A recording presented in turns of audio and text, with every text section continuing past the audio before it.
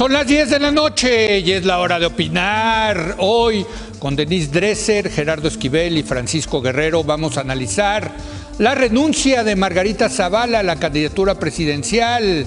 Vamos a discutir a quién le beneficia esta decisión y todas sus implicaciones. Luego, con Jacques Petit, experto en seguridad cibernética, voy a analizar el reciente hackeo a los bancos mexicanos. Y para terminar, con Fernando González Rojas, voy a revisar cómo va la renegociación del Tratado de Libre Comercio de América Latina, del que se vislumbra no se llega a un acuerdo antes del 17 de mayo. Así que quédese aquí en Foro TV, que ya comenzó la hora de opinar.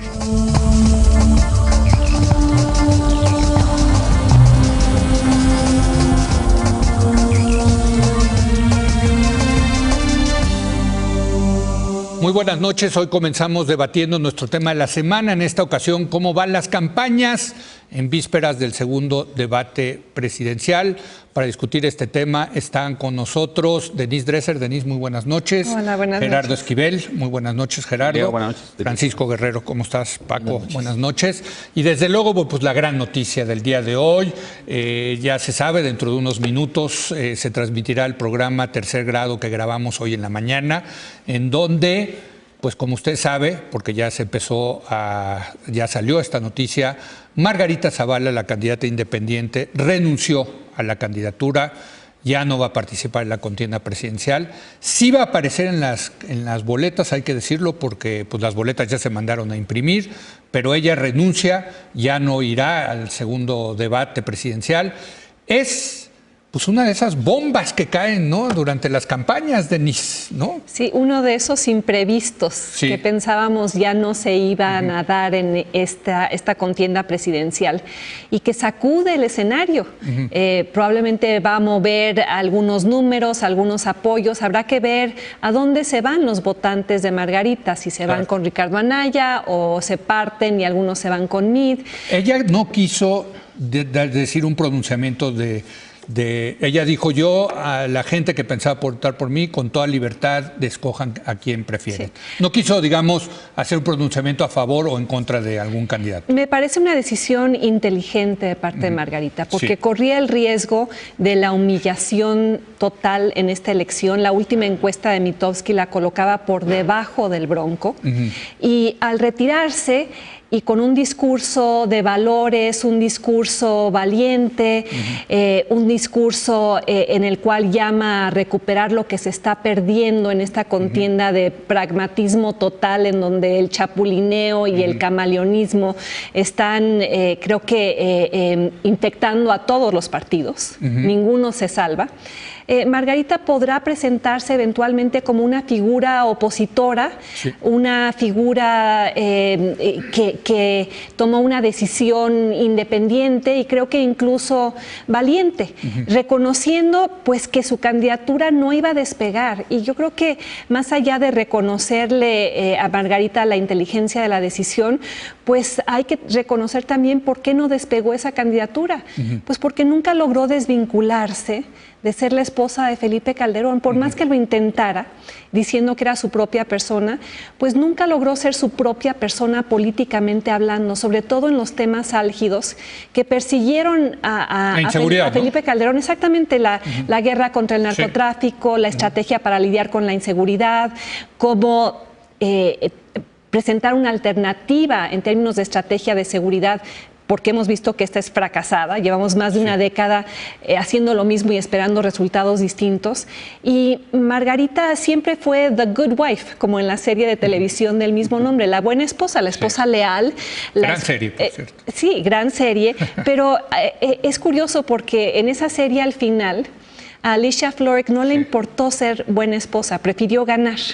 Y aquí Margarita siguió siendo la buena esposa en términos políticos, en términos de no distanciarse de posiciones muy cuestionables de Felipe Calderón, y creo que la cercanía con él y la manera en la cual él se condujo a lo largo de su campaña, de una forma rijosa, interviniendo, no le ayudó.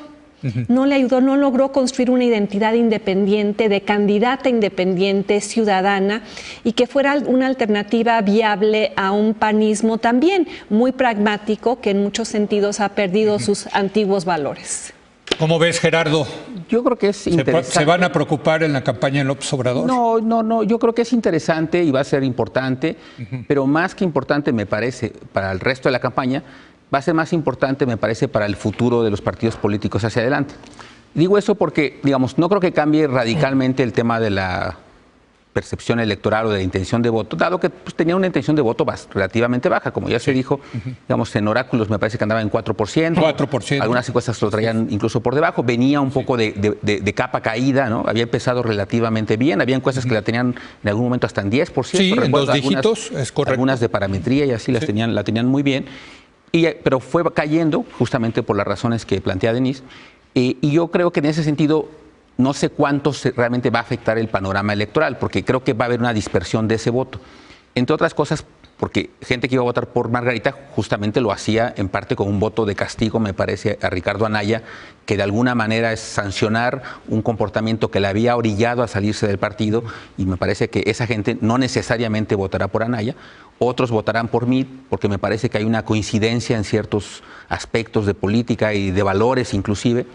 Y otros, a lo mejor, los muy que quieren simplemente un voto de sanción a los partidos políticos y que iban a votar por ella por ser candidata independiente, pues a lo mejor le terminan dando su voto al Bronco, aunque sean plataformas completamente diferentes. Yo creo que el Bronco se va a sentir muy presionado para también tomar una decisión al respecto, ¿no? Puede ser, pero el Bronco sí creo que es sí muy está dispuesto a llegar al ridículo mayor. No, Bronco estuvo dispuesto a llegar a la boleta en las condiciones en las que llegó. Bueno, no, y las cosas que ha dicho, ¿no? O sea, siendo un delincuente electoral, defendiendo las peores causas, diciendo sandeces y ridiculeces. Ayer dijo que había que azotar a los criminales. Bueno, en fin. Entonces no esperemos dignidad del Bronco, ni esperemos que se retire honorablemente de la contienda. No creo que eso ocurra. Muy valiente el acto tengo que decirlo. Les recomiendo que vean el programa ahora de tercer grado con la explicación completa de Margarita en ese sentido, ¿no? Sí. Y recuperando este discurso de valores que creo que es importante en la política, ¿no? Ahora, pero sí, estoy de acuerdo. Entonces va a ser interesante un poco cómo cambia esto, pero sí creo que lo más interesante me parece para mí va a ser a futuro, porque la pregunta es cuál es la señal que manda Margarita en un contexto en el que pues a lo mejor va a haber un realineamiento de los partidos políticos. La pregunta es qué va a pasar, por ejemplo, con el Frente, si van a continuar buscando esa línea de participación en alianza, o si más bien el PAN y los simpatizantes y militantes panistas van a buscar recuperar las tradiciones y valores de ese partido, en cuyo caso alguien como Margarita puede regresar a enarbolar esos valores. En fin, me parece que ahí se A ver, el calderonismo sigue estando dentro del PAN. Incluso Felipe Calderón sigue siendo miembro del PAN. Muchos calderonistas siguen siendo miembros del PAN. Paco, ¿cómo ves esto? Yo creo que yo coincidiría un poco con lo que han dicho mis dos colegas en la mesa. Sí creo que esto de alguna manera va a generar un realineamiento en la campaña. Para aquellos que dicen que la campaña ya estaba decidida y que no podían pasar cosas, bueno, efectivamente yo creo que el análisis que hace Denise sobre el tema del transfugismo y todo lo que hemos visto de gente que va de un lado a otro, lo vemos casi diario, gente que se va de un lado para otro. José Antonio Meade desde el principio hizo un reconocimiento a los valores de Margarita Zavala. Yo en lo particular, y ya independientemente de las campañas, en lo personal a mí me parece que ella es una mujer valiosa. Yo creo que es una decisión valiente. Ya veremos el programa porque nos estás dando... Oye, no cualquiera político en México ve que las condiciones le son adversas y dice... Pues sí, lo reconozco y me voy. Sobre todo cuando... O sea, se necesita valentía para eso. Sobre todo cuando la dignidad es un valor tan escaso, no en la política mexicana en general, en la política. Creo que va a ser interesante, va a tener efectos inmediatos. A ver. De alguna manera, Gerardo mencionaba un poco el tema del realineamiento de las fuerzas políticas, ver a quién va los votos. Yo tiendo a pensar que muchos ciudadanos no necesariamente votan solamente en función de cómo se les instruya o cómo se les diga. Muchos ciudadanos, independientemente de algunos otros esquemas de voto, tienen sus simpatías. Los que tenían alguna simpatía con ella van a tener que hacer una reflexión. Pero en los efectos inmediatos, y esto lo vamos a ver el próximo domingo, pues todo el debate está planeado para 5 candidatos. Ahora eso le da a los candidatos mucho más tiempo del que tenían para poder participar. El tema de las boletas que ya se señaló. De hecho, antes de entrar al aire yo te preguntaba, estuve un poco pensando, a lo mejor ustedes me pueden ayudar. Yo no recuerdo un precedente de un candidato presidencial que haya renunciado a su candidatura. No en la historia reciente. No sé, Denis, si tú recuerdes alguno. Yo en lo particular no lo recuerdo. Y también decir algo que creo que va a ser interesante. Eberto Castillo, sí, cierto, ¿no? Pero Eberto... Pero no estaba en la boleta. No estaba, declinó por Cuauhtémoc Cárdenas. Él declinó por Cuauhtémoc Cárdenas, ¿no? En el 88, pero exacto, fue en un contexto distinto. Ahora, esto no fue una declinación, hay que ser muy claro. Me refiero a renuncia a su candidatura. Sí. Esto ya de una declinación y deja, a otro proyecto político estará por verse, vamos a esperar cómo se desarrolla. Y concluyo con algo que me parece que es importante.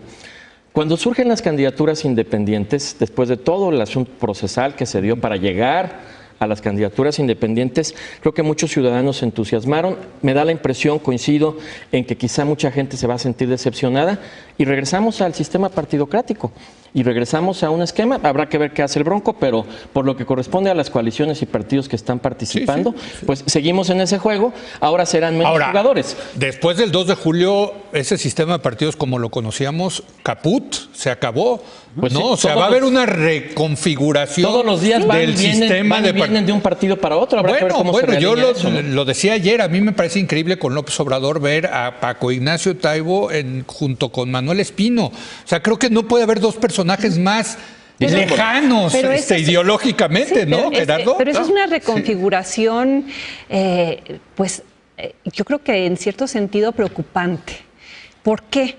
Porque el PRI fue uno de los experimentos políticos más exitosos del siglo XX. Tan es así que estuvo en el poder 71 años, precisamente por ser un partido catch-all, por ser un partido con un arco ideológico tan amplio, un paraguas tan grande que podían caber bajo ese paraguas tanto la inteligencia de izquierda, nacional revolucionaria, la CNOP, la CTM y por otro lado los empresarios, el Consejo Coordinador Empresarial. Y eso explica su eficacia y por qué gobernó durante tanto tiempo. A mí lo que me preocupa de Morena es que en su esfuerzo por ser un partido catch-all, está simplemente arrebatándole al PRI su coalición, que es la coalición ganadora, es la que está en el centro del espectro político, pero que recoge también a los extremos. Y que en esa reconstitución pues veamos a un PRI redvivo, con los viejos usos y costumbres. O sea, un sistema de partidos con un PRI que ya no se llama PRI, pero que en la realidad lo sigue siendo.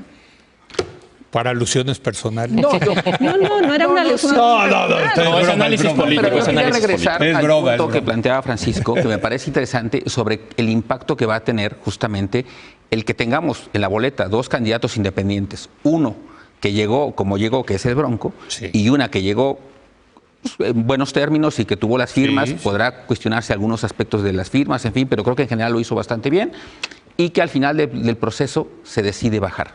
Y yo creo que eso efectivamente puede tener algún ánimo en la ciudadanía que veía en eso una aspiración, una posible salida al sistema de partidos y que se encontrará, y me pregunto en particular con la gente que pues recopiló las firmas, que estuvo apoyando, la gente que le dio su firma, etcétera, un poco cuál va a ser la sensación. Ahora, es interesante en todo la decisión de Margarita. Yo creo que va a crecer Margarita, ahorita hablamos de eso, pero creo que va... A eso me refiero, porque el timing es interesante. Es muy distinto si se hubiera salido el 5 de mayo, en cuyo caso su nombre ya no hubiera aparecido en la boleta y ya no hubiéramos sabido la intención de voto que va. Ahora, pues la gente que quiera votar por ella va a poder seguir haciéndolo porque su nombre está en la boleta.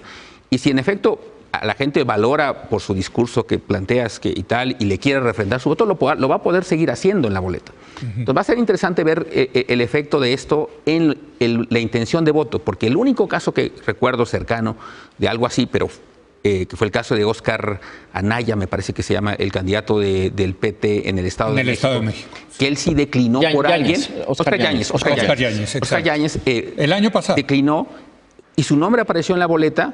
Y pues los votos que fueron a su sacó se pierden, 1.2%. Pero es el punto. O sea, una vez que alguien aparece en la boleta, pues hay gente que sigue votando por esa persona. Y son votos nulos prácticamente. Y son votos nulos. Pero va a ser interesante ver, pues, de alguna manera, si la gente que piensa... Ahora, lo que pasa, la diferencia del Estado de México, Gerardo, con esta es que este señor Yáñez, si no mal recuerdo, declinó a favor de Delfina un par de semanas antes. Acá todavía quedan pues prácticamente 7, 8 semanas. Entonces creo que la gente sí va a tener tiempo para procesar, sobre todo los que pensaban votar por Margarita, para saber que pues ya no hay que votar por Margarita.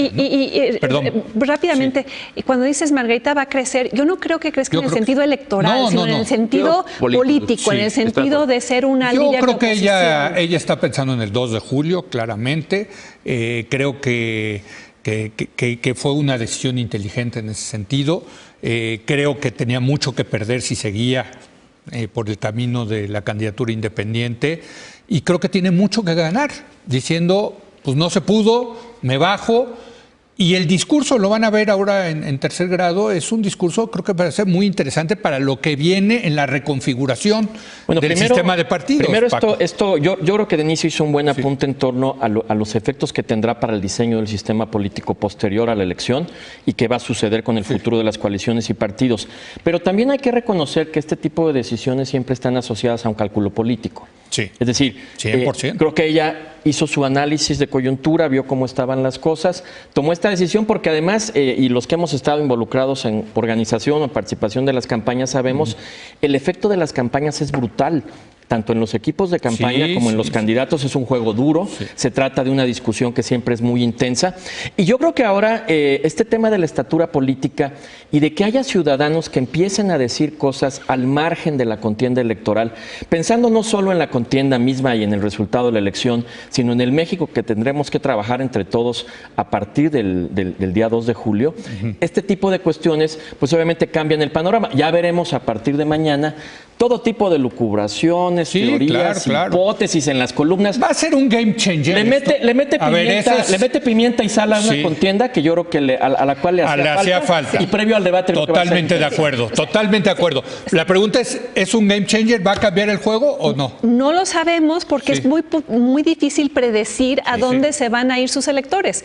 Quizá Margarita Zavala, su campaña ya hayan Pero esto hecho. No es de electores. Permíteme diferir contigo en ese sentido, porque tenía 4%. Entonces, digamos que todos se vayan hacia Anaya, todavía no le alcanza para alcanzar a López Obrador. No, pero la presión, esta cosa de que se va dando la idea de que esto ya es entre dos. A eso me refiero. No estoy hablando de su 3 o 4%. Y lo cual presiona mucho a mí, por cierto, también. Ahorita que me toque no estoy hablando de su 3, de que su 3 o 4% sean lo que necesita Ricardo Anaya para ganar y no le alcanza. Sino que esto cree un clima en el cual para quienes apoyan a Ricardo Anaya piensen que todavía tiene probabilidades de ganar, porque en la medida en la que se le veía ya como totalmente perdido, pues las ratas van saltando al barco que se hunde y se van yendo a otros barcos. Esta Denise usa unas ya me tengo que moderar. Y se van a otros barcos. Se trasladan a otros proyectos políticos. Dice el político. Yo, la analista, sigo diciendo las ratas se bajan del barco que se hunde. Bueno, en la medida en la que se crea que el barco no se está hundiendo todavía, pues igual se quedan ahí. Y eso le genera al grupo, a la campaña de Ricardo Anaya, pues un segundo aire, supongo. Sí, totalmente. ¿Game changer? ¿Se cambia el juego? No lo creo. Potencialmente. No creo por esto que planteaba. Es decir, y justamente el hecho de que es una intención de voto relativamente baja, que creo que se va a dispersar, esa es mi lectura, y que en ese sentido creo que no va a beneficiar específicamente a un candidato, y en ese sentido la brecha se podrá reducir 1 punto, 2 puntos quizá, pero no creo que en ese sentido aún sea suficiente para reanimar completamente la aspiración de Ricardo Anaya.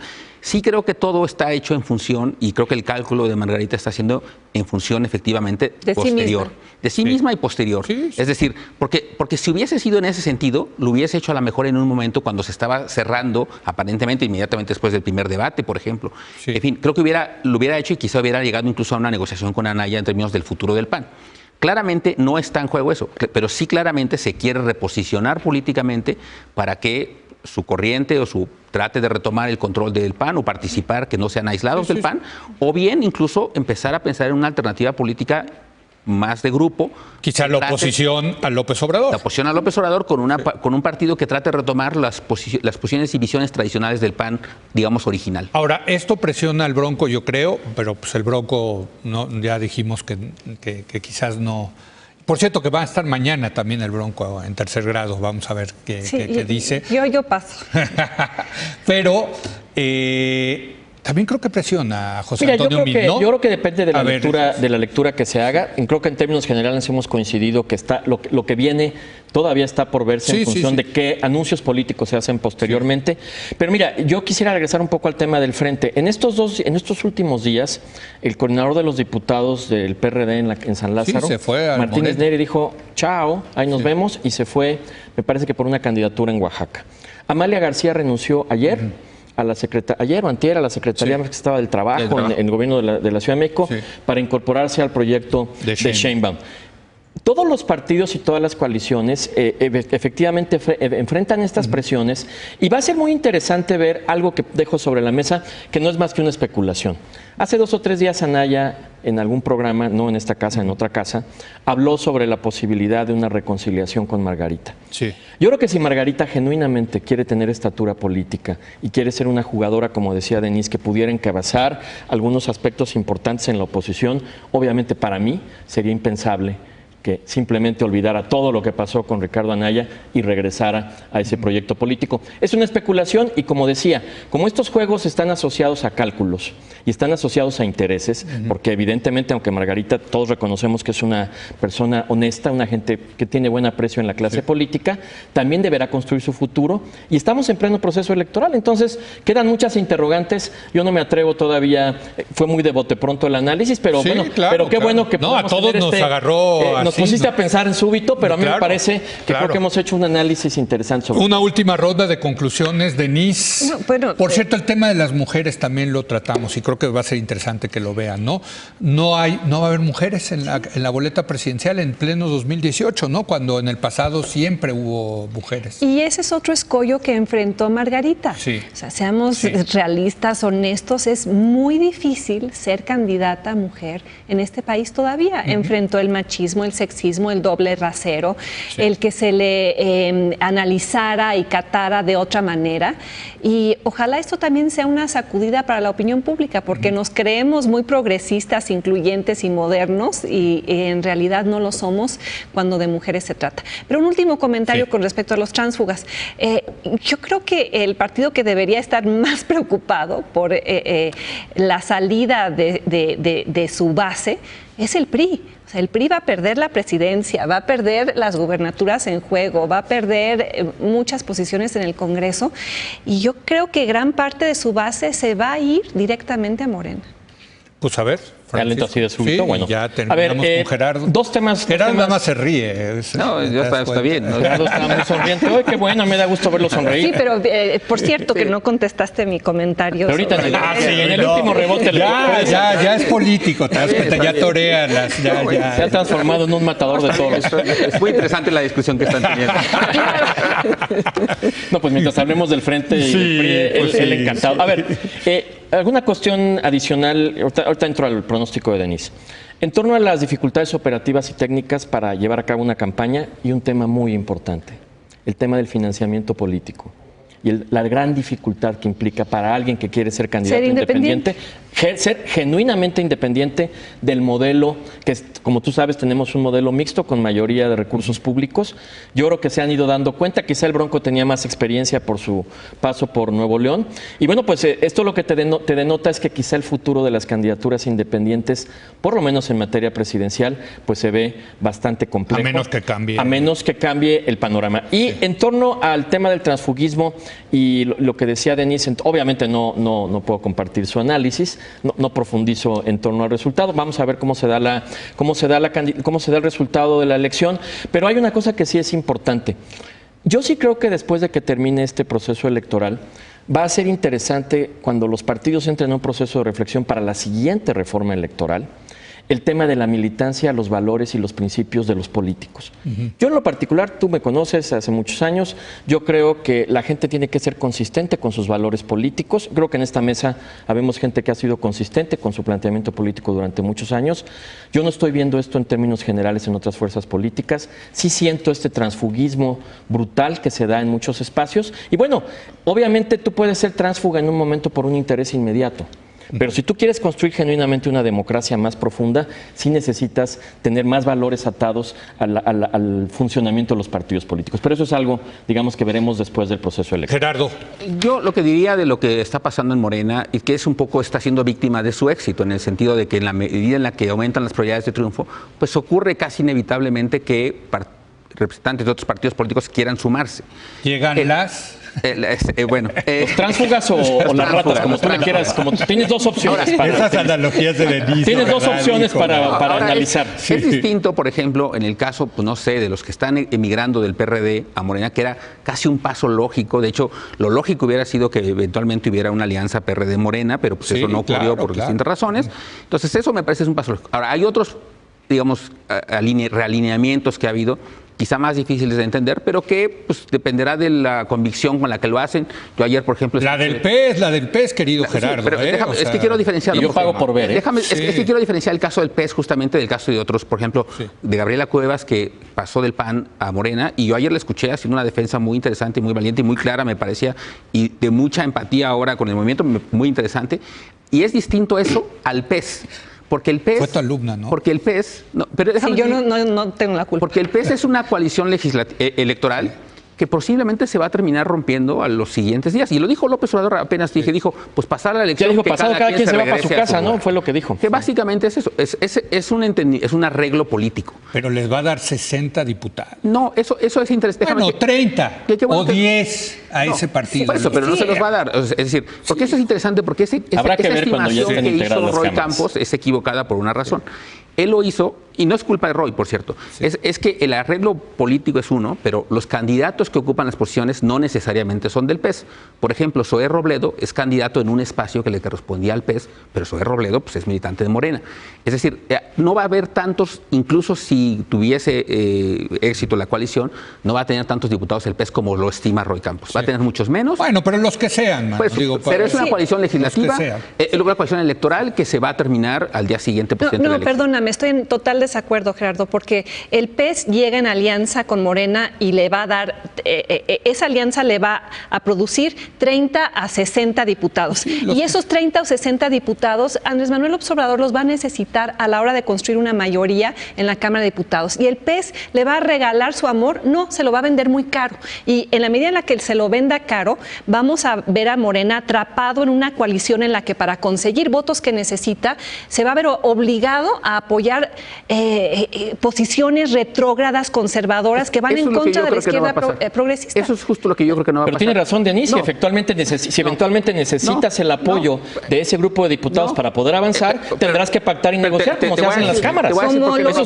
hizo Lula con los evangélicos. Pero te voy a decir por qué no va a pasar eso. Es decir, primero no le tocan tantos espacios al PES, como insisto, como se planteó en los cálculos que se han realizado. Eso no es cierto, eso es incorrecta esa estimación.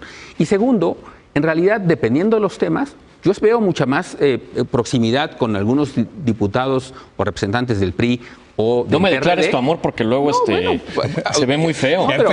Yo no acepto ofertas de nadie. Estamos de acuerdo que habría mucha más coincidencia ideológica con algunos, no con todos, diputados del PRI, con el ala izquierda diputados del PRD o de Movimiento Ciudadano, y no se va a requerir, posiblemente se va a crear una coalición legislativa. Lo que sí es que se deslinden del comercial del tigre que habla, ¿no? Bueno, ya nos tenemos que ir, perdónenme. Bueno, es que a mí me ha sacado urticaria esta conversación. Escuchar a alguien de Morena decir que van a encontrar afinidades legislativas con el PRI me provoca urticaria. ¿No? Y escuchar a alguien decir la palabra valores y PRI en la misma oración. Bueno, ya es el fundamentalismo. Habíamos estado muy bien, el fundamentalismo. Está bien. Aquí cada quien se hace cargo de lo que dice. Hombre, ya se puso buena la mesa cuando ya nos tenemos que ir. Para la próxima semana empezamos con le seguimos, si te parece. La próxima semana sigamos analizando las incongruencias de los partidos. Y yo aquí me paro en el fundamentalismo democrático. A ver.